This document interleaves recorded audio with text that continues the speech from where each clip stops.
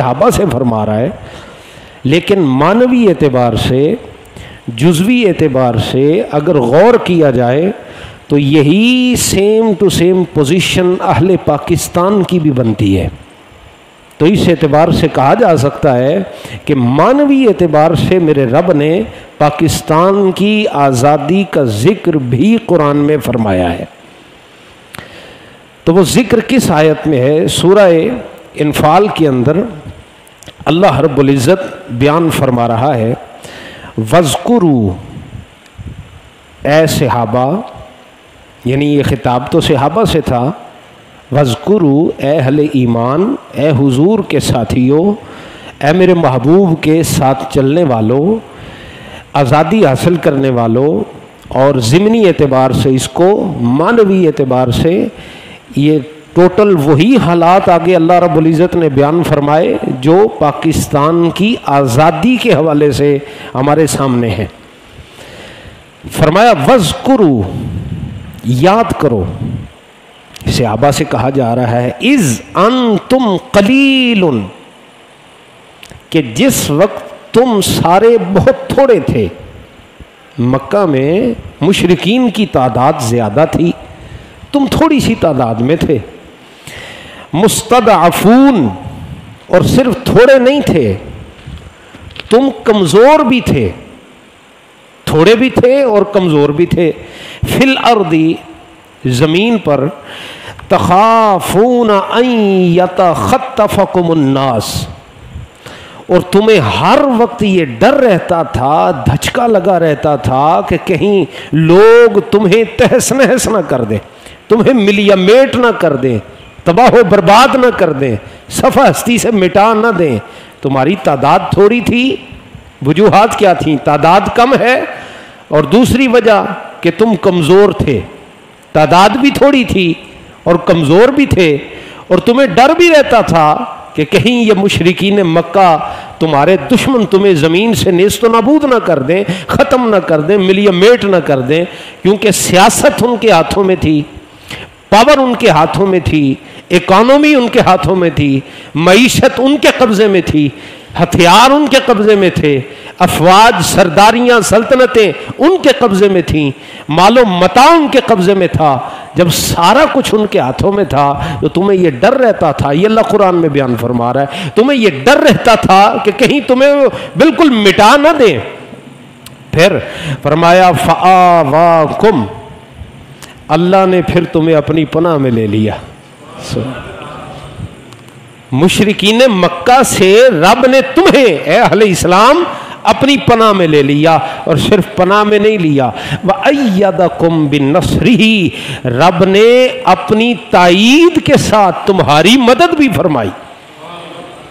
تمہیں یاد ہے کہ تم تو تھوڑے سے تھے، تمہیں یاد ہے بہت بڑے قلیل تھے، کمزور تھے، تمہیں ڈر رہتا تھا کہ کہیں تمہیں ملیا میٹ نہ کر دیا جائے، تو تمہارے رب نے تمہیں اپنی امان میں لیا، تمہارے رب نے تمہاری حفاظت فرمائی اور پھر مدد فرمائی۔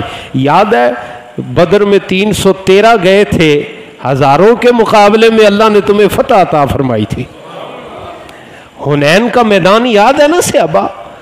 تم قلیل تھے، کمزور تھے، کھانے پینے کو نہ تھا، اسلحہ نہیں تھا، تمہارے پاس تلواریں نہیں تھی، نیزے بھالے نہیں تھے، کچھ نہیں تھا، اور انتہائی کمزوری میں اللہ نے تمہاری مدد فرمائی، تمہاری نصرت کو رب پہنچا اور تمہاری تائید فرمائی اور تمہیں اپنی پناہ عطا فرما دی۔ اب دیکھیے اس کے بعد اللہ رب العزت کیا فرما رہا ہے؟ فرمایا وَرَزَقَكُم مِّنَ الطَّيِّبَاتِ لَعَلَّكُمْ تَشْكُرُونَ۔ آیت کے اس حصے پر غور کیجئے گا۔ وَرَزَقَكُم مِّنَ الطَّيِّبَاتِ، ایسے آبا تمہارے پاس تو مال تو تھا نہیں، جسم بھی کمزور تھے، سرداریاں بھی نہیں تھیں، اب تمہیں رب نے مکے سے نکال کے مدینے میں جب تمہیں جگہ دی، اسلامی سلطنت کی بنیاد پڑی، جب ریاست مدینہ قائم ہوئی، تو اس وقت تمہاری بڑی اشد ضرورت تھی، کیا؟ اچھی خوراک، اچھا لباس اور اچھی سلطنت، آزادی، تمہاری یہ ضرورت تھی۔ تو اللہ نے تمہیں پاکیزہ رزق عطا فرمایا. یعنی جتنی جنگیں اس وقت کفار کے ساتھ ہوئیں اہل اسلام کی، بدر ہے، احد ہے، حنین ہے، تو یہ جتنے غزوات ہوئے، جتنی جنگیں ہوئیں، ان میں جو مال غنیمت ملا اللہ نے تمہارے لیے پاکیزہ قرار دے کر تمہارے ابدان اور تمہارے ایمان کی تقویت کے لیے تمہارے لیے اسی کو پاکیزہ قرار دے دیا. اب مال غنیمت آیا تو صحابہ خوشحال ہو گئے، اب کاروبار ہونے لگے، اب تجارت ہونے لگی، اب مال کی ریل پیل ہونے لگی، اب اسلحہ خریدا جانے لگا، اب سلطنتیں خریدی جانے لگی. حضرت عثمان غنی ذو النورین رضی اللہ تعالیٰ عنہ آپ بھی کئی اونٹ، سینکڑوں ہزاروں اونٹ اسلحے سے، غلے سے لدے ہوئے میرے مصطفیٰ کی بارگاہ میں پیش کرتے ہیں. جتنے مالدار تھے اہل اسلام میں اپنے خزانوں کے دروازے کھول دیتے ہیں اہل اسلام کے لیے، اور یوں میرے مصطفیٰ کے غلام تقویت حاصل کرنے لگے، قوت حاصل کرنے لگے. اللہ رب العزت یہ ساری باتیں بیان کرنے کے بعد میرا رب فرماتا ہے کہ لعلکم تشکرون، اللہ نے تمہیں آسائش، آسودگی اور یہ رزق کی فراوانی اس لیے عطا فرمائی لعلکم تشکرون، تاکہ تم اللہ کے شکر کرنے والے بندے بن جاؤ، تاکہ تم اللہ کا شکر ادا کرو. اب پھر غور کیجئے گا آیت کے مفہوم پر. میرا رب فرماتا ہے صحابہ یاد کرو جب تم تھوڑے تھے، جب تم کمزور تھے اور تمہیں ڈر رہتا تھا کہ کوئی تمہیں اچک نہ لے جائے، تمہیں ڈر رہتا تھا کوئی تمہیں ملیامیٹ نہ کر دے. یاد کرو اس وقت رب نے تمہیں اپنی پناہ میں لے لیا، پھر اللہ نے تمہاری مدد فرمائی، رب تمہاری نصرت کو پہنچا، اور پھر رب نے تمہارے لیے پاکیزہ رزق کے دروازے کھولے. یہ سارا کچھ اللہ نے تمہارے لیے کیا ہے. اب اس کا نتیجہ ایک نکلتا ہے کہ تم اللہ کا شکر ادا کرنے والے بن جاؤ. اب یہ آیت کریمہ اہل مدینہ کے لیے اللہ نے نازل فرمائی کہ جنہوں نے مکہ شریف میں مظالم کو سہا تھا. اب وہ اس طرف اگر چلے جائیں کہ ہجرت سے پہلے میرے محبوب علیہ الصلوۃ والسلام اور حضور کے غلاموں کے ساتھ مشرکین مکہ نے کیسا سلوک روا رکھا، تو یہ ایک الگ بحث ہے، طویل بحث ہے. تو وہ ظالمانہ سلوک جو اہل مکہ کیا کرتے تھے، ایک دو باتیں ذہن میں رکھ لیں کہ حضرت ابو بکر صدیق جیسے معتبر ترین، جو مکے کے تاجروں میں معتبر ترین مانے جاتے تھے، حضرت صدیق اکبر بھی اسلام کا نام لے چوک میں کھڑے ہو کر تو مشرکین مکہ حضرت صدیق اکبر کی داڑھی پکڑ کر تھپڑ مارے. حضرت مولا کائنات رضی اللہ تعالیٰ عنہ پر برسر بازار حملے کیے جائیں. میرے اور آپ کے آقا صلی اللہ علیہ وسلم حالت نماز میں ہو تو میرے مصطفیٰ کے کندھوں پر، حضور کی پیٹھ پر اونٹ کی اوجڑی لا کر کے رکھ دی جائے، وزن ڈال دیا جائے، غلاظت کے ڈھیلے بنا بنا کر میرے محبوب علیہ الصلوۃ والسلام کی طرف پھینکے جائیں، پتھر باری کی جائے، میرے محبوب امام الانبیاء صلی اللہ علیہ وسلم کا پورا وجود لہو لہان ہو جائے، اور طائف کے لوگ اپنے پاگلوں کو، نوجوان لڑکوں کو میرے مصطفیٰ کے پیچھے بگائیں اور کہیں انہیں پتھر مارو، اور میرے محبوب علیہ الصلوۃ والسلام کا بدن اتنا لہو لہان ہو کہ حضور کا لہو مبارک میرے مصطفیٰ کے بدن سے بہتا بہتا حضور کی نالین اطہر میں جمع ہو جائے، اور صحابہ کہیں یا رسول اللہ ان کے لیے بد دعا کیوں نہیں فرماتے؟ تو امام الانبیاء فرمائے صحابہ ان کے لیے میں نے بد دعا نہیں کرنی، بلکہ یہ لوگ آج مجھے نہیں مان رہے، یہ لوگ آج میرے ساتھ یہ سلوک کر رہے ہیں، اللہ ان کی نسلوں میں وہ ایمان پیدا فرمائے گا کہ یہ آج میرے منکر ہیں، وہ میرے نام پر اپنی جانیں قربان کرتے ہوئے نظر آئیں گے. مظالم کی ایک طویل فہرست ہے جو ہجرت سے پہلے میرے مصطفیٰ صلی اللہ علیہ وسلم کے غلاموں سے روا رکھا جاتا تھا.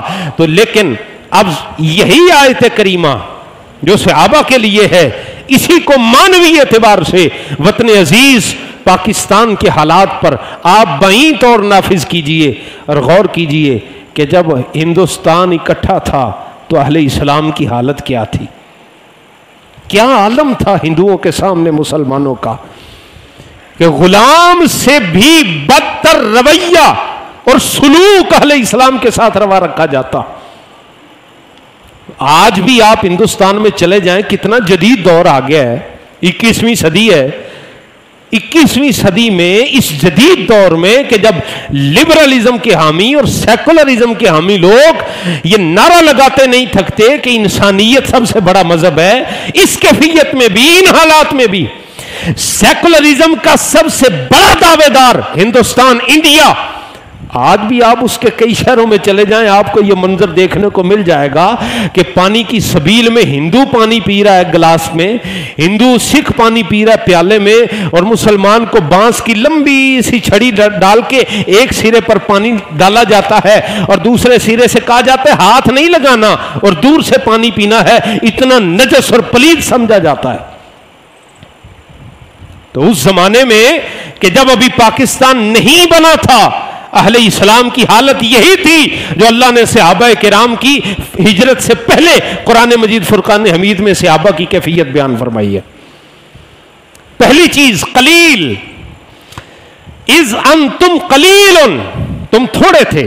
تو مسلمان بھی ہندوؤں کے مقابلے میں بہت تھوڑے تھے، سکھ زیادہ تھے، ہندو زیادہ تھے، دیگر مذاہب کی تعداد زیادہ تھی، افرادی قوت ان کی زیادہ تھی، اور مسلمان قلیل تھے، تھوڑے تھے۔ لیکن پھر کیا ہوا؟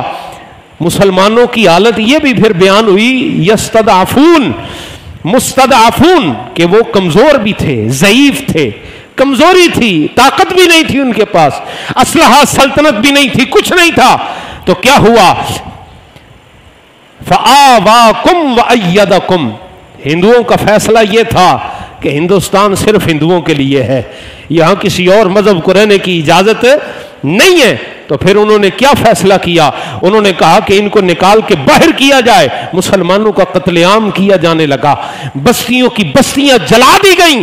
تو اے مسلمانوں یاد کرو اس وقت کہ جب تمہاری تعداد تھوڑی تھی، تم کمزور تھے اور دشمن تمہیں دنیا سے مٹانے کی سازش کر چکا تھا، فآواکم، اللہ نے تمہیں قائد اعظم عطا فرما دیا، اللہ نے تمہیں اپنی پناہ میں لے لیا، وَأَيَّدَكُمْ بِنَصْرِهِ، رب نے تمہاری مدد فرما دی۔ اور پھر صرف مدد نہیں فرمائی کہ اتنی سازشوں کے درمیان میں سے وطن عزیز کا حاصل ہو جانا، اور پھر حاصل ہونے کے بعد کہ جب پاکستان بنا تھا تو اس وقت کے کانگریسی مسلمانوں اور ہندوؤں سب نے مل کے یہ کہا تھا کہ بڑے چاؤ چاؤ میں جناح نے، قائد اعظم نے پاکستان بنا تو لیا ہے، یہ تو چند سال بھی نہیں نکال پائے گا، ان کے پاس تو کھانے کو کچھ نہیں ہے۔ تو پھر قرآن کی آیت کہتی ہے وَرَزَقَكُم مِّنَ الطَّيِّبَاتِ لَعَلَّكُمْ تَشْكُرُونَ، اللہ نے تمہیں وافر رزق عطا فرمایا تاکہ تم اس کا شکر کرنے والے بن جاؤ۔ جب اس کے دامن میں کچھ نہیں تھا تو اس وقت میرے رب کی مدد تھی، اللہ کا کرم تھا۔ تو معنوی اعتبار سے ہو بہو ریاست مدینہ کا نقشہ، سیاسی اور جغرافیائی اعتبار سے بھی اور تاریخی اہمیت کے اعتبار سے بھی میرا رب جو قرآن میں بیان فرما رہا ہے وہ وطن عزیز کا اگر ملتا ہے تو ریاست مدینہ کے ساتھ مل رہا ہے، اور یہ واحد دنیا میں ریاست اسلامی ہے کہ جس کی بنیاد کلمہ طیبہ ہے، جس کو لا الہ الا اللہ محمد الرسول اللہ کی بنیاد پر حاصل کیا گیا۔ لیکن اب تھوڑے سے حالات میں بیان کرنا چاہوں گا۔ میں نے عرض کیا یہ موضوع بہت وسیع ہے اور بہت اہم بھی ہے۔ ہمارے بچوں کو پتہ ہی نہیں ہے کہ 14 اگست منانی کیسے ہے، کیونکہ ہم نے بڑوں نے کبھی ویسے منانے کی کوشش نہیں کی، بچوں کو سکھایا ہی نہیں کہ ہم نے جشن آزادی کو منانا کیسے ہے۔ یہ پاکستان ہمیں پلیٹ میں رکھ کے نہیں ملا تھا، اس کے لیے لاکھوں جانیں گئیں۔ سرحد پر آج بھی آپ چلے جائیں تو شہدائے آزادی کے لہو کی خوشبو آپ کو محسوس ہوگی۔ وہ کٹے پھٹے قافلے جس انداز میں پاکستان میں پہنچے تھے ان کا تو ذکر بیان سے باہر ہے۔ آنکھیں ہیں کہ خون برساتی ہیں، دل ہے کہ بے ہوش ہوا جاتا ہے کہ ان چیزوں کا تذکرہ کریں تو کریں کیسے، ان مظالم کو زبان پر لائیں تو لائیں کیسے کہ جب بھائی بھائی کہنے والے ہندو اور سکھ برچیاں لے کر اہل اسلام کی بستیوں پہ چڑھ دوڑے، اور کل تک جو بی بی محلے میں خالہ تائی مشہور تھی اس کو اسی کے بھتیجے بھانجے نیزے اور تلواریں لے کر کے آ کر اس کا پیٹ چاک کر دیں، آنکھیں نکال دیں، بازو کاٹ کے جدا کر دیں، اور اسی کی بیٹی کہ جس کو وہ کل تک آپی آپی کہہ کے بلاتے تھے اسی کے ساتھ اجتماعی آبرو ریزی کا عمل کریں، تو مجھے بتائیے گا کیا جشن آزادی آزادی یوں منایا جانا چاہیے تھا کہ جیسے آج ہم مناتے ہیں، یہ یوں منایا جانا چاہیے تھا کہ ہم سنجیدگی کے ساتھ نسل نو کو جمع کرتے اور انہیں بتاتے کہ یہ پاکستان ہمیں باجے بجانے کے لیے نہیں ملا، ہندوؤں کے مندر بنانے کے لیے نہیں ملا، یہ پاکستان گردوارے بنانے کے لیے نہیں ملا۔ ہم انہیں بتاتے کہ لاکھوں ماؤں بہنوں بیٹیوں کا لہو جس وطن عزیز کی بنیاد میں ہے، یہ پاکستان ہمیں مصطفیٰ کا نظام نافذ کرنے کے لیے عطا کیا گیا ہے۔ یہ تو رب کا کرم ہے، ہمیں مل گیا۔ انگریز آج بھی سوچتے ہیں یہ پاکستان بن کیسے گیا ہے، یورپ آج بھی پریشان ہے، برطانیہ آج بھی پریشان ہے یہ پاکستان بن کیسے گیا۔ میں حالات ذکر کروں، تھوڑا غور کیجئے گا، تاریخ کا ذرا مطالعہ کریں۔ میں نوجوانوں کو دعوت دوں گا، خدا را اور کوئی تاریخ پڑھے نہ پڑھے، اپنی تاریخ ضرور پڑھیں، کم از کم اپنے اس خطے کی تاریخ ضرور پڑھیں۔ 1000 سال مسلمانوں کی حکومت رہی بر صغیر پر۔ کتنے سال؟ 100 سال نہیں، 1000 سال تک حکومت رہی۔ اور پھر 1600 عیسوی میں، آج سے تقریباً 450 سال پہلے، انگریزوں نے برطانیہ نے سر جوڑا اور کہنے لگے مسلمانوں کی سلطنت کو توڑنے کے لیے ہمیں کچھ کرنا پڑے گا، وگرنہ یہ خطہ یہاں سے ریاست مدینہ کی جو قوت ہمیں اہل اسلام کی نظروں میں، ان کی رگوں میں نظر آتی ہے، روح محمد اس کے بدن سے نکال دو۔ ان کو نکالنا پڑے گا، انہیں کمزور کرنا پڑے گا، اس ریاست کو توڑنا پڑے گا، وگرنہ بعید نہیں کہ سارا مغرب کل بر صغیر کا محتاج ہو کے رہ جائے۔ تو انگریزوں نے چال چلی، انہوں نے کہا ویسے ہم گئے نا لشکر لے کے، تو یہ مسلمان وہ ہیں، یہ فاقہ کس جو موت سے ڈرتا نہیں ذرا، یہ تو وہ ہیں، یہ تو مار کاٹ دیں گے ہمیں، ان کا جذبہ جہاد ہمیں ختم کرنا پڑے گا۔ انہوں نے منصوبہ بندی کے ذریعے کام شروع کیا، اور سب سے پہلا فراڈ انہوں نے یہ کیا، انہوں نے ہندوستان سے معاہدہ کیا، کہنے لگے ہم جی تجارت کرنے کے لیے آنا چاہتے ہیں، تجارت کرنا چاہتے ہیں۔ آج بھی ہمارے حکمران ہمیں یہ لالی پاپ دیتے ہیں، فلانا حکمران آ جائے گا تو باہر سے لوگ سرمایہ کاری کرنے کے لیے آئیں گے، ہمارے ملک کے لوگ خوشحال ہوں گے۔ ہم نے بڑی تقریریں سنی تھی 2 سال پہلے، آج ہمیں سرمایہ کاری آنکھوں سے نظر آ رہی ہے۔ غریب خودکشیاں کر رہا ہے، غریب خودکشیاں کر رہا ہے، بلکہ وہ جو مڈل کلاس لوگ تھے وہ غربت کی لکیر سے کہیں نیچے آ کے گر پڑے۔ تو اس وقت بھی ہندوستان کی گورنمنٹ سے انگریزوں نے معاہدہ کیا اور کہا جی ہم تو تجارت کرنے کے لیے آ رہے ہیں، آنا چاہتے ہیں۔ انہوں نے کہا جی بالکل، ہم تو خوشحال ہو جائیں گے، ہندوستان خوشحال ہو جائے گا، بر صغیر میں دولت کی ریل پیل ہو جائے گی۔ انہوں نے یہ سوچ کر اجازت دے دی، اور اس وقت پھر سن 1600 عیسوی کے اندر ایسٹ انڈیا کمپنی کی بنیاد رکھی گئی، اور اس کے تحت تقریباً 2.5 لاکھ انگریز برطانیہ سے ہندوستان میں شفٹ کیے گئے، اور پہلے یہ تجارت کرتے رہے، اور تجارت کہے کی کرتے تھے، یہ اندر اندر سے بندے خریدنے شروع ہو گئے۔ انہوں نے غدار ڈھونڈے، انہوں نے غدار تلاش کیے، ان کے مول لگائے، قیمتیں لگائیں، خریدا ان کو، اور ان کو توڑنا شروع کر دیا۔ 100 سال کا عرصہ لگا، تھوڑا عرصہ نہیں، 1000 سالہ مسلم حکمرانوں کی طاقت کو توڑنے کے لیے 100 سال کا عرصہ لگا، اور اس کے بعد کہیں ایک چھوٹے سے حصے پر انگریزوں کی حکومت قائم ہوئی۔ بلکہ میں آپ کو عرض کر دوں کہ یہ جب منظر ہو رہا تھا، یہ جب انگریز خریداری کر رہے تھے غداروں کی، تو اس وقت یعنی 1707 کے اندر جب شہنشاہ اورنگزیب کا وصال ہوا، وہ فوت ہوئے، اس کے بعد پھر انگریزوں نے کہا ہون ساڑیاں موجاں ہی موجاں، 100 سال جڑیں کاٹتے رہے، 107 سال بلکہ کہہ لیں، 1707 میں شہنشاہ اورنگزیب کا وصال ہوا، 107 سال کا عرصہ لگا کے انہوں نے جڑیں کاٹی، اور جو ہی بندہ درمیان سے ہٹا، انہوں نے جناب اپنی حکومت کا اعلان کر دیا، اور انہوں نے قبضہ جما لیا، تجارت کو ایک طرف رکھا، اور اعلانیہ طور پر کہہ دیا آج سے بر صغیر پر ہماری حکمرانی ہے۔ اور پھر ہوا کیا کہ جو یہ مسلم سلطنت کے والی وارث تھے یہ پیچھے ہٹ گئے۔ 2 وجوہات لکھی ہیں اہل اسلام کی حکومت کے زوال کی، 2 وجوہات تاریخ پڑھ کے دیکھیے۔ پہلی وجہ یہ کہ حکمرانوں نے کافروں سے یارانے لگا لیے، سب سے پہلی وجہ۔ काफरों से उम्मीदें लगा ली। उन्होंने कहा यहूदी आएगा, ईसाई बरतानिया से आएगा तो हिंदुस्तान के अंदर माल की रेल पेल हो जाएगी। लालच में आ गए और हुक्मरानों ने यहूदियों ईसाइयों को प्रोटोकॉल देना शुरू कर दिया। और दूसरा काम उन्होंने क्या किया, इस्लाम के बुनियादी उसूलों को छोड़ना शुरू कर दिया। क्या बुनियादी उसूल थे? जिस इस्लामी रियासत में हजरत उमर बिन अब्दुल अजीज के जमाने में सिर्फ निजाम इस्लामी की बदौलत बैतुल माल में इतना माल जमा हो गया कि खर्च कर करके हजरत उमर बिन अब्दुल अजीज थक गए, बैतुल माल से माल खत्म नहीं होता था। 2-2 साल तक ज़कात देने वाले जेब में अपनी ज़कात की रकम लिए घूमते रहते।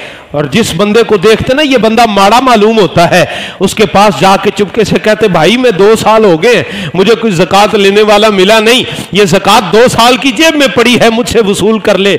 वो बंदा अपनी जेब से 3 साल की निकाल के दिखाता। उसने कहा तुझे 2 साल हो गए, मेरी 3 साल की अदा होने वाली बाकी है। ये आलम और बरकत थी।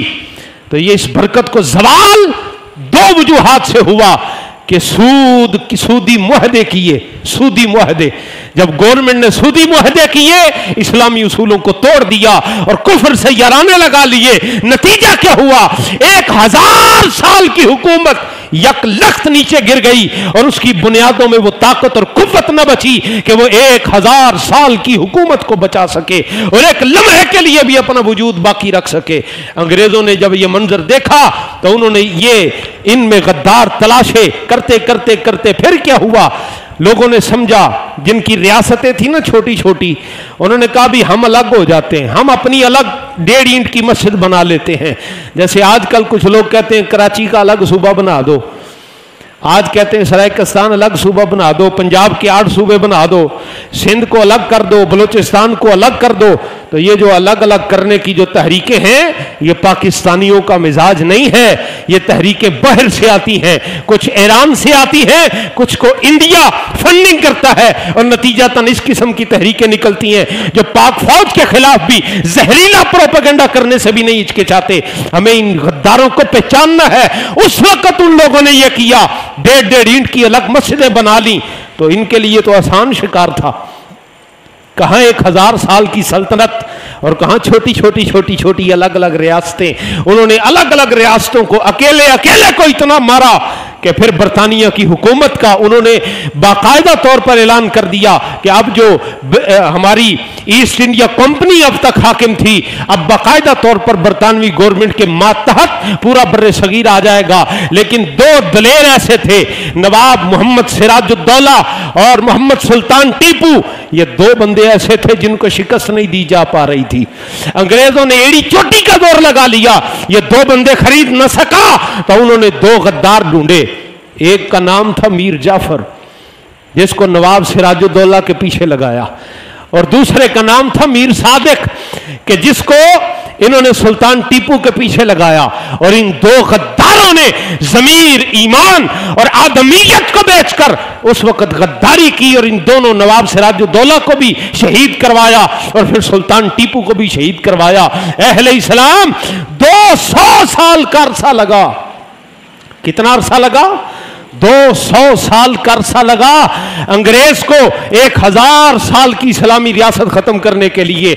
उन्होंने प्लानिंग की, अपनी प्लानिंग पर चले और बिलाखिर कामयाब हुए। लेकिन मेरा रब बड़ा कादिर मुतलक है, वो जब चाहे, जहां से चाहे, जहां हमारा गुमान नहीं पहुंचता, हमारी सोच नहीं जाती, हमारा वहम नहीं पहुंचता, वहां से मेरा रब जिंदगी और रहमत के आसार पैदा फरमा देता है।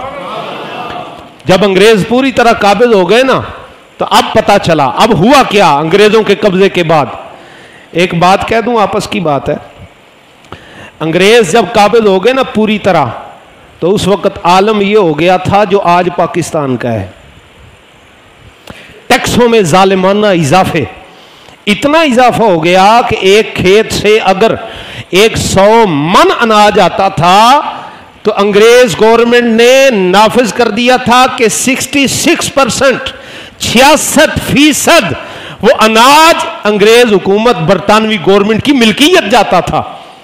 34%, 34%, وہ جو اناج تھا وہ اس کاشتکار کے حصے میں آتا تھا، اور وہ 34% بھی نہیں آتا تھا، اس میں سے بھی رشوت لینے والے جو ان کے حکام یا افسران ہوتے تھے وہ تو نچوڑ کے رکھ لیتے تھے۔ اور جب یہ کیفیت پیدا ہوئی تب اللہ نے اہل اسلام کو تھوڑی غیرت عطا فرمائی۔ پھر ہندو بھی پریشان ہوئے، انہوں نے کہا جی کچھ تو کرنا پڑے گا، انگریز تو ہمیں ویسے ہی مار دیں گے۔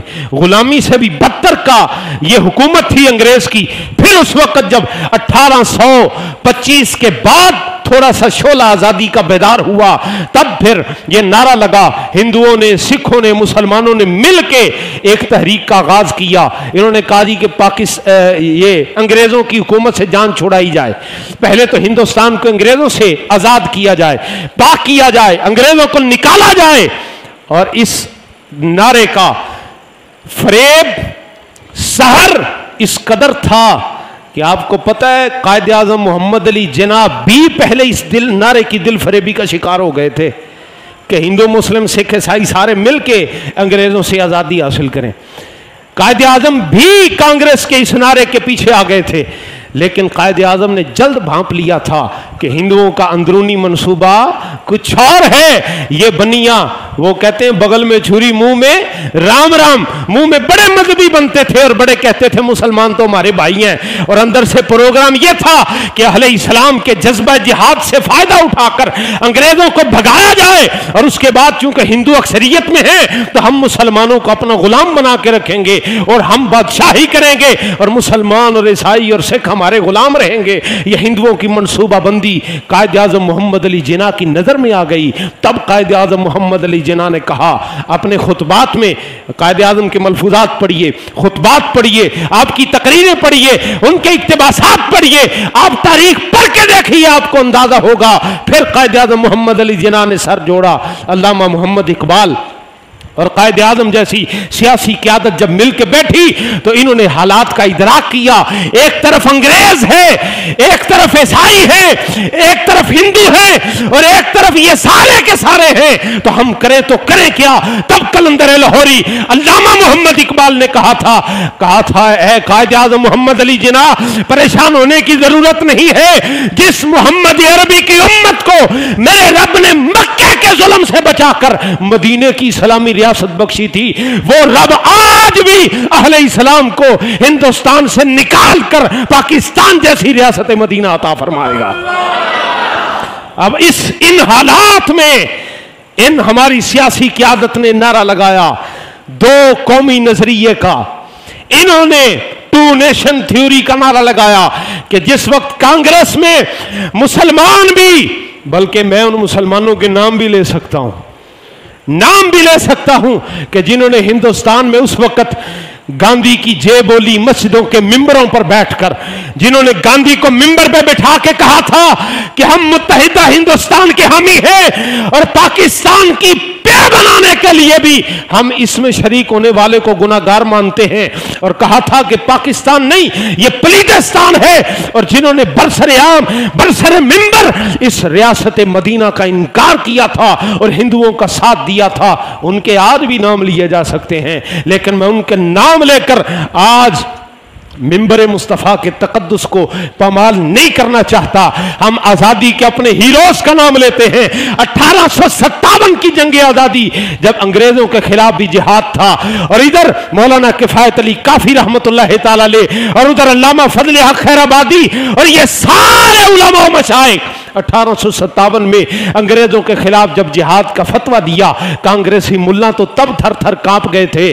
اگر اس وقت کسی کو رب نے قوت اور ایقان و ایمان عطا فرمایا تھا تو اہل سنت و جماعت کے علماء اور مشائخ تھے۔ 1857 کی جنگ آزادی کو ذرا پڑھ کے دیکھیں، اس طرف گیا تو وقت بڑی دور ہو جائے گا، لیکن آج میں آپ کے 5-7 منٹ تھوڑے زیادہ لینا چاہتا ہوں۔ مضمون تھوڑا، چونکہ وقت بالکل ختم ہو گیا ہے، لیکن مضمون میں چاہتا ہوں کہ تھوڑا سمیٹ دوں۔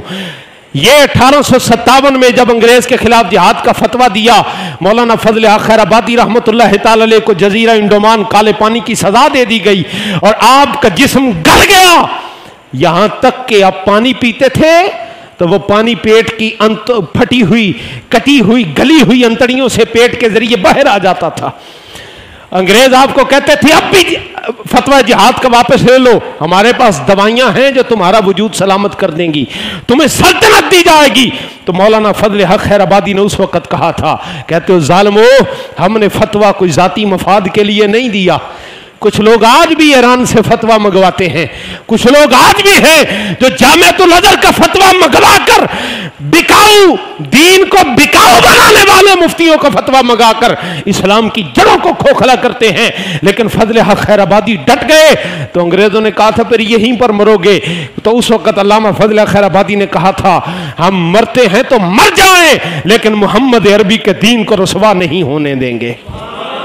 आपको जब अदालत में पेश किया गया ना, तो आप जो जज था वो आपका शागिर्द था, उसने गवाहों को खरीदा शागिर्द ने और अपने उस्ताद की फेवर की और कहने लगा तुम गवाह हो, तुमने मुकर जाना है कि ये वो बंदा है ही नहीं फजल हक के जिसने जिहाद का फतवा दिया।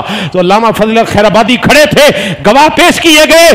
तो अंग्रेजों की अदालत के अंदर उस वक्त जो आपका शागिर्द जज था, उसने जब गवाह सुने तो गवाह मुकर गए। वो कहने लगे ये फजल हक है ही नहीं जिसने फतवा दिया था, वो फजल हक कोई और है। तो अल्लामा फजल हक खैराबादी ने तारीख साज जुमला कहा था, उन्होंने कहा था ना ना, वो जिसने फतवा जिहाद दिया है वो भी यही फजल हक है, और जो इस फतवे पर जान दे सकता है वो भी मोहम्मद का गुलाम यही फजल हक है।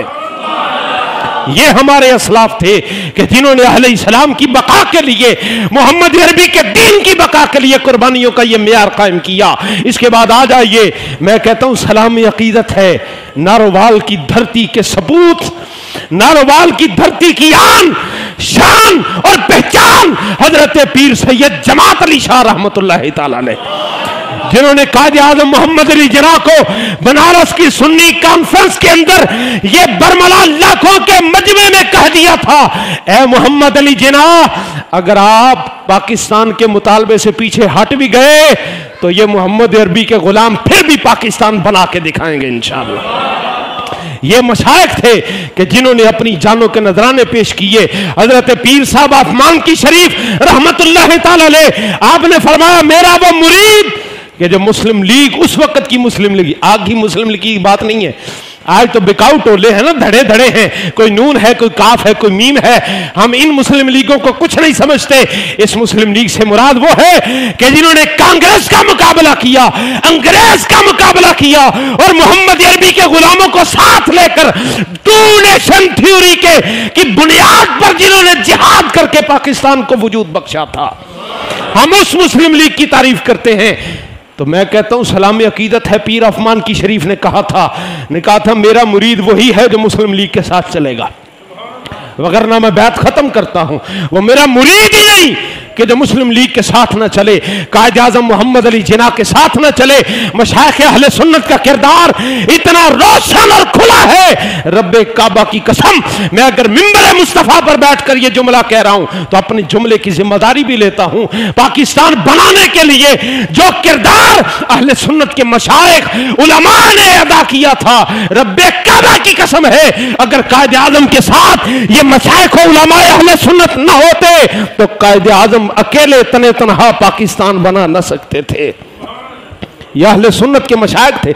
आपको पता है 1857 के बाद अंग्रेजों के खिलाफ जिहाद का फतवा का असर जाहिर करने के लिए अंग्रेजों ने मौलवियों को खरीदना चाहा, लेकिन अल्लामा फजल खैराबादी, मौलाना सैयद मुफ्ती किफायत अली काफी रहमतुल्लाह तआला अलैह, और इसके बाद आ जाइए अगले दौर में आला हजरत फाजिल बरेली के वालिद माजिद हजरत मौलाना नकी अली खान रहमतुल्लाह तआला अलैह, आला हजरत के दादा जान हजरत मौलाना रजा अली खान रहमतुल्लाह तआला अलैह, ये सारे मशाइख अगर दो कौमी नजरिए की बात न कहते, अलम जिहाद बुलंद न करते, खुदा अल्लाह की इज्जत और जलालत की कसम है पाकिस्तान का वजूद नामुमकिन हो जाना था, वजूद ही नामुमकिन हो जाना था।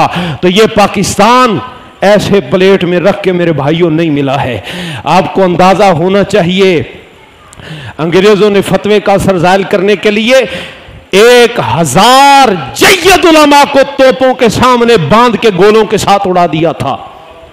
1000 उलमा को तोपों के सामने दहानों के साथ बांधकर गोलों के साथ उड़ा दिया गया था कि तुम उलमा के पीछे चलोगे तो तुम्हारा अंजाम ये होगा।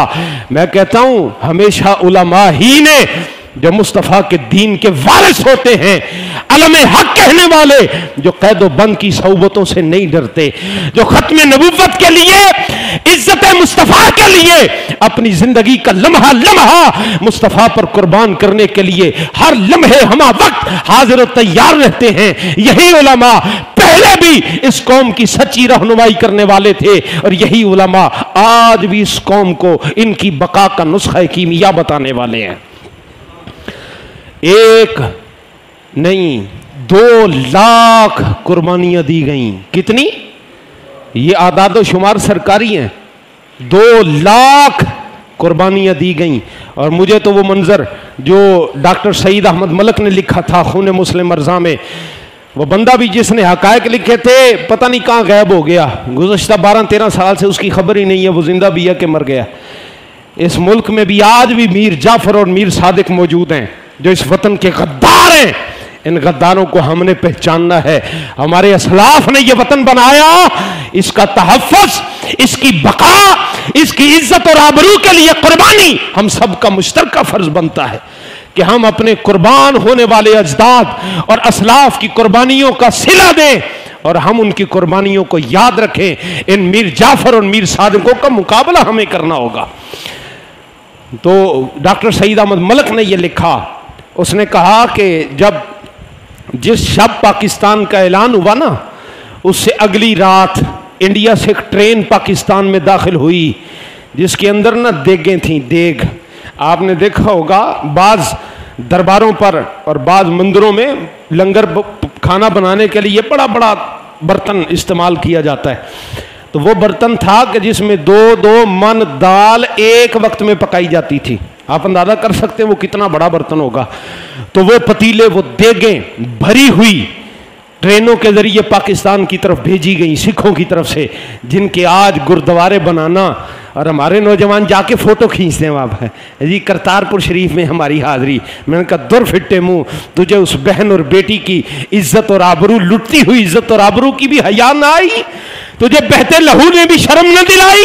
تو آج جا کے فخر کر رہا ہے ان سکھوں کے پاس؟ یاد رکھ اللہ نے قرآن میں کہہ دیا لا تتخذوا اليہود والنصارى اولیاء، اے اہل اسلام یہ یہود و نصارہ اور ان کے حواری کچھ بھی کر لو تمہارے یار کبھی نہیں ہو سکتے ہیں۔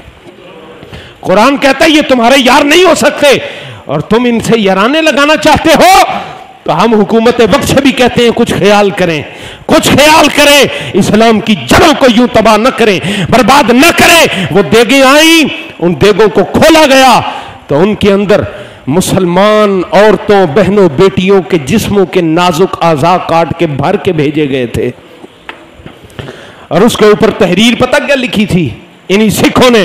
اوپر لکھا یہ تھا، آپ اٹھائیے آزادی نمبر سن 1947 کو یہ جو نمبر شائع ہوا، میرے پاس کتاب موجود ہے لائبریری میں، آزادی نمبر۔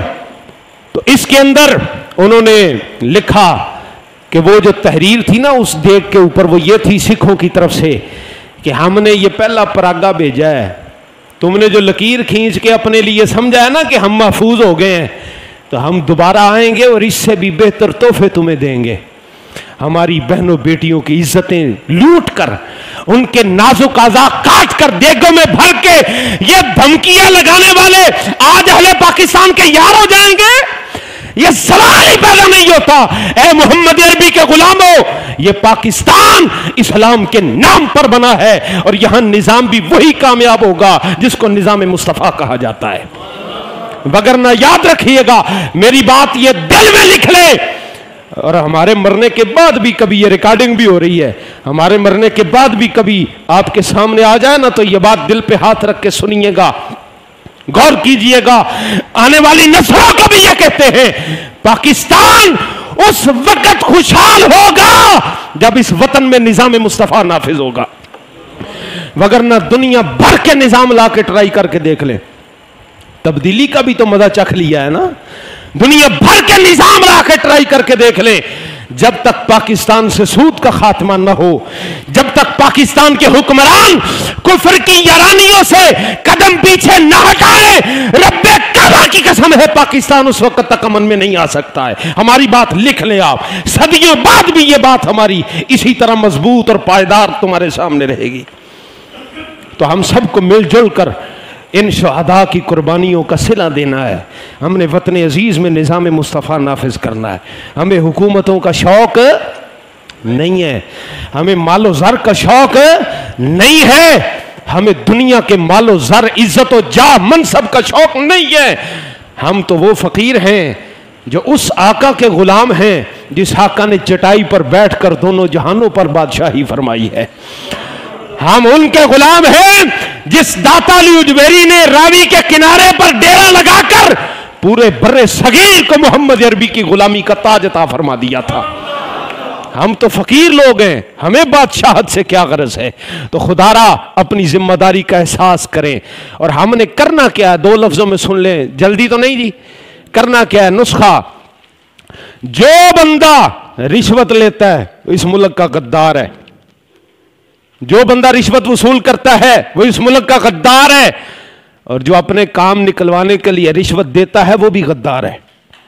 اس وطن کا، شہداء کے لہو کا جو بدعنوانی کو اس ملک کے اندر فروغ دیتا ہے وہ بھی غدار ہے، اور جو ملاوٹ کر کے سودا بیچتا ہے وہ بھی غدار ہے، جو پراپرٹی میں ہیر پھیر کرتا ہے وہ بھی غدار ہے، جو بہنوں اور بھائیوں کے حقوق پر ڈاکہ ڈالتا ہے وہ اسلام کا بھی غدار ہے، ہمارے اس پاک مقدس وطن کا بھی غدار ہے، جو دشمنوں کے ساتھ یارانے لگاتا ہے، جو کفار کے کفر پر راضی ہوتا ہے وہ بھی اس وطن کا غدار ہے، جس کو ختم نبوت کے تحفظ کا قانون پسند نہیں وہ بھی اس وطن کا غدار ہے، جس کو ناموس رسالت کا قانون ہضم نہیں ہوتا وہ بھی اس وطن کا غدار ہے۔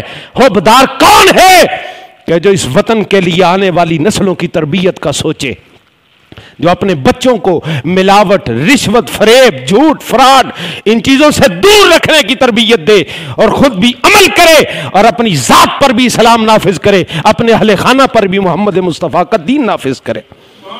اس وطن کا حبدار وہ ہے۔ ریاست مدینہ ایسے نہیں بنے گی میرے بھائی، ایسے نہیں بنے گی ریاست مدینہ جب تک ہم اپنی ذات پر محمد عربی کا دین نافذ نہ کر لیں۔ ریاست مدینہ نہیں بنے گی جب تک ہم اپنے اہل خانہ پر مصطفیٰ کا دین نافذ نہ کر دیں۔ یہ دین اتنا سونا ہے، اتنا سونا ہے کہ اس دین میں اگر پریشانی آ بھی جائے تو خود رب مدد فرمانے کے لیے آتا ہے، رب مدد فرماتا ہے۔ وَأَيَّدَكُمْ بِنَصْرِهِ، میرا رب مدد کرتا ہے، کس لیے؟ لَعَلَّكُمْ تَشْكُرُونَ، تاکہ تم اس کا شکر کرنے والے بن جاؤ۔ تو ہمیں شکرانہ باجے بجا کے ادا، جن باپوں نے اپنے چھوٹے بچوں کو باجے خرید کے دیے ہیں، میں ان کو کہوں گا خدا را یہ باجے ان سے واپس لے کے نا شام کو آج بیٹھنا، یاد کرنا اس بہو بیٹی کو، اس بچے کو جس کو ہوا میں اچھال کے سکھوں نے نیزے نیچے کیے تھے، یاد کرنا اس بوڑھے کو جس نے پاکستان کا نام لیا تھا تو سفید داڑھی سے پکڑ کے گلا کاٹ کے جب اس نے پانی مانگا تو اس کے منہ پر انہی ہندوؤں نے منہ کے اندر پیشاب کیا تھا۔ یاد کرنا اس سارے مظالم کو میں وہ لفظ بیان نہیں کر سکتا، بخدا یہ آنکھیں خون کے آنسو روئے، یہ کلیجے دہ جائیں جو ظلم اس وقت محمد مصطفیٰ کے غلاموں کے ساتھ انہی سکھوں اور ہندوؤں نے روا رکھا تھا، جن سے یارانے آج عالم اسلام کے حکمران گانٹھنا اپنے لیے فخر خیال کرتے ہیں۔ خدا را اپنے بچوں کو بتانا پاکستان ہم نے کیسے حاصل کیا تھا، اور کرنا یہ قرآن پکڑ کے چاہے خالی بسم اللہ الرحمن الرحیم پڑھ کے اپنے ان شہداء کو اصال ثواب کرنا، اور انہیں بتانا کہ بیٹا یہ وطن ہمارا گھر ہے، تمہیں ساری کائنات کی دولت بھی مل جائے اور امریکہ جیسے کروڑ اس وطن کے دشمن بھی تمہارے سامنے توپے تلواریں لے کے آ جائیں، مر جانا، لیکن اس پاک وطن کے ساتھ غداری کا تصور بھی کبھی نہ کرنا۔ یہ پیغام ہم نے آج نوجوان نسل کو دینا ہے، اس وطن سے محبت کا پیغام عام کرنا ہے۔ اب آخری بات کہتے ہیں بعض کہتے ہیں مولوی نعرے مسیحیتیں نہ لوایا کرو، میں نے کہا وہاں بھی جب پاکستان بنا تھا نعرے مسجدوں میں ہی لگے تھے۔ دلی کی جامع مسجد یاد نہیں ہے کہ جہاں پر محمد عربی کے غلاموں نے ایسا پاکستان کا نعرہ لگایا تھا کہ آج ہم اسی پاکستان میں بیٹھے ہوئے ہیں۔ تو پاکستان زندہ باد کا نعرہ، بتی بھاویں ٹر گئی ہے ایمان دی بتی ہونی چاہیے، یہ جنریٹر سٹارٹ رہنا چاہیے، یہ جتھے کنیکشن ہے وہ مدینہ، وہ ہیڈ گریڈ اسٹیشن مدینہ پاک ہے، اتوں جڑا کرنٹ آ رہا ہے نا، ایک بار دب کے نعرہ مارنا، سارے پتہ لگے اسی پاکستانی بیٹھے ہاں اور غدار نو برداشت نہیں کر سکتے۔ پاکستان اجے ادھے ہاتھ چکے ندیاں نہیں چکے، ہو رہے شرم ہے کسے گل دی۔ اور میرے بھائی میں اپنے گھر دا نعرہ لوا رہا، اپنے سارے دے سانجے گھر دا نعرہ لوا رہا، تے دب کے ہو جا نعرہ لاؤ، پتہ لگے رب دے گھر دی اٹ اٹ بھی گواہ ہو جائے۔ محمد عربی دے غلامہ پاکستان دا نعرہ اسلام واسطے لایا، حکومت واسطے۔ پاکستان ہاتھ چک کے ذرا سینے دے ٹل لا کے اس منظر نو یاد کر کے کہ جدو محمد عربی دے غلاموں دے گلے کٹے جا رہے سن، وہ کٹ دے گلیاں دے اندر بھی پاکستان زندہ باد دے نعرے بلند ہو رہے سن۔ پاکستان پاکستان ہن پاکستان بنایا تھا، تو آکھنا پاکستان بچائیں گے، پاکستان بنایا تھا،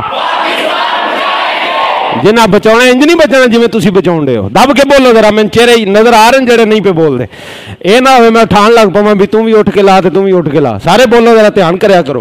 پاکستان بنایا تھا، پاکستان بنایا تھا، اور سینے کا ٹلا کے لا الہ الا اللہ دی ضرب لگانا۔ پاکستان کا مطلب کیا؟ پاکستان کا مطلب کیا؟ دستور ریاست کیا ہوگا؟ دستور ریاست کیا ہوگا؟ پاکستان۔ اللہ تعالیٰ ساڈے اس وطن نو سلامت رکھے۔